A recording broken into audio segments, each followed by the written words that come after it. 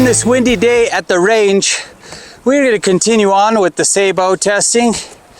We're going to try to ladder up and see where we start getting pressure. We were able to get over 5,000 feet per second. If you saw that video, I'll put a link in the description. But that was a 27 grain lead-free projectile. We do have a 62 grain copper spun projectile here, but the real test is going to be the M855. We want to get this up to about 4,500 feet per second. Let me pause here for a second. During the editing, I noticed I did not mention one of the key details of this test. We switched the powder, and we used GRT for our load data, and we noticed the pressure was a little bit high early on and decided to try accurate LT30. Well, changing the powder changed everything, and that's why we do the testing. Luckily, we have a slow motion camera and we were able to record the failures, and I think it's one of the important features of testing is knowing why and how the projectile is not doing what you want to. So let's get back to the testing and I'll show you everything that we learned. One other thing is I put a piece of steel angled up and away, and I haven't been able to get through 1 inch of stainless steel with an M855. So we're gonna give it a try. Higher speed should be able to do that. Let's get to testing. We got the chronograph on. Got 60 grains of LT30.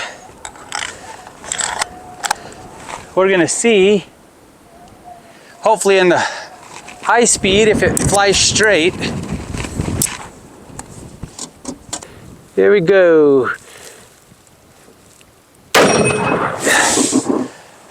First shot did not read. So this is the first of many failures. As you can see, the projectile's tumbling is not stable, and as we zoom it in and slow it down just a little bit more, this is about as inaccurate as you can get. Hopefully we'll get something on this one. Still no reading. And here I forgot to trigger a few of the cameras, but I thought I would show you the shot anyway. Okay, we completely screwed that one up on the slow-mo. Forgot to get that. Luckily we have another 60 grain, 62 grain solid copper spun projectile. So we'll try to get next to the other one. Here we go. So the reason for this test was to see if we could duplicate the results from the first shot. And as you see, as we slow it down, it looks virtually identical, very inaccurate, tumbling through the air. And now we need to figure out why it's doing this. So we're going to change the point of view for the slow motion and go from there. So we're going to try something different this time. We're going to try getting the muzzle with the slow-mo and see if we can find anything going on there. Still no reading.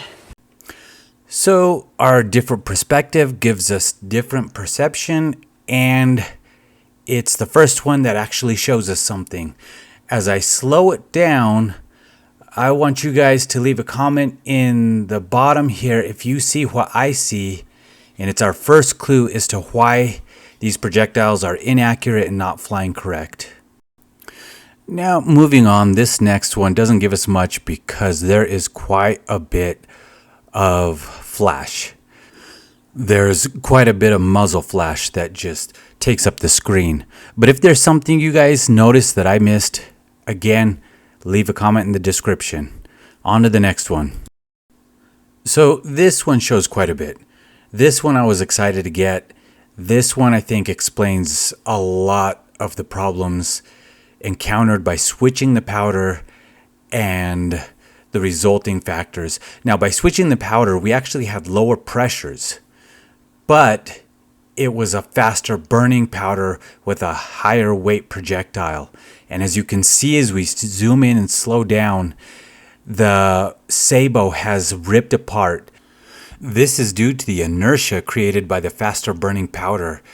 This leads to blow by, which is why we get such muzzle blast, and the instability of the projectile. This one was not tumbling head over head, but it was still inaccurate. And on the next one, we finally get what we're looking for. Okay, so here we go. We finally get one to have a complete failure. The sabot has completely torn apart. The projectile is tumbling. So let's zoom in and slow it down. And once again, as you can see, we have quite the muzzle blast. The sabot is out in front of the projectile, and here comes the projectile, tumbling, erratic, and not stable. So finally a complete failure. And moving on, what did we learn? Okay, so what have we learned? Well, we learned that failures are frustrating, for one thing. That whole day had failure after failure. We weren't able to get any chronograph readings. And I'm realizing now I may have done some of these videos out of order, because we were able to get this 27 grain lead-free projectile to go 5,000 feet per second, and I have backed that up.